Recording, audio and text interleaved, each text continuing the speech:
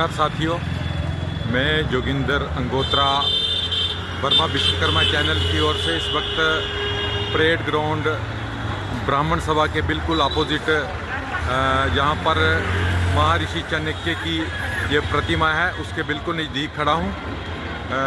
महर्षि चाणक्य के बारे में आज मैं विस्तार से आपको बताने का प्रयास करूंगा। महर्षि चाणक्य जो है वो एक कूटनीतिक उनको माना गया है। उनकी नीति चाणक्य नीति बहुत पॉपुलर है। इनका वर्णन मैं आपको अभी बताता हूँ।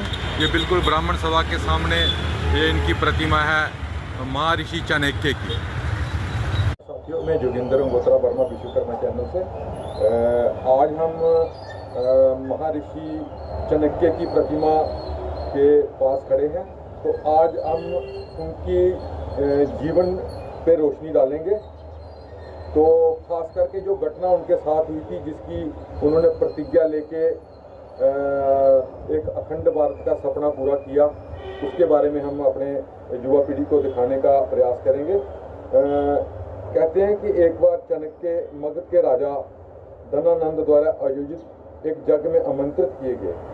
वहां धनानंद ने उनकी वेशभूषा देखकर उनका अपमान किया और उन्हें मंडप से बाहर निकाल दिया। चाणक्य ने प्रतिज्ञा ली कि जब तक वह नंद वंश का नष्ट नहीं कर देते तब तक वह अपनी चोटी नहीं बांधेंगे। चंद्रगुप्त मौर्य को उन्होंने प्रशिक्षण दिया।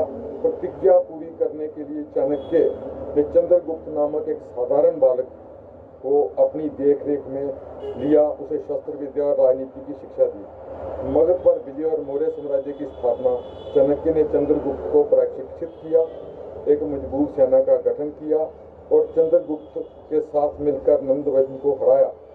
उन्होंने मगध पर कब्जा किया, चंद्रगुप्त को गद्दी पर बैठाया, जिससे मौर्य राज्य की स्थापना हुई। राज प्रबंधन और योगदान। चंद्रगुप्त के बाद चाणक्य ने उनके बेटे बिंदुसार और पोते अशोक के शासनकाल में भी महामंत्री के रूप में कार्य किया। उन्होंने अर्थशास्त्र नामक एक की रचना भी की, जो शासन और राज्य प्रबंधन पर एक महत्वपूर्ण ग्रंथ है।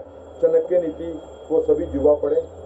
ये कि जो मैं बता रहा हूँ ये युवा पीढ़ी के लिए एक रोल मॉडल थे महर्षि चाणक्य, क्योंकि जिन्होंने संकल्प लिया था, जब उनके साथ अपमान हुआ था, प्रतिज्ञा ली थी कि जब तक मैं नंद वंश को खत्म नहीं कर दूंगा, दूसरे राज्य परिवर्तन नहीं करूंगा, तब तक मैं चैन की सांस नहीं लूंगा, अपनी चोटी नहीं बांधूंगा। और वो प्रतिज्ञा उन्होंने पूरी की।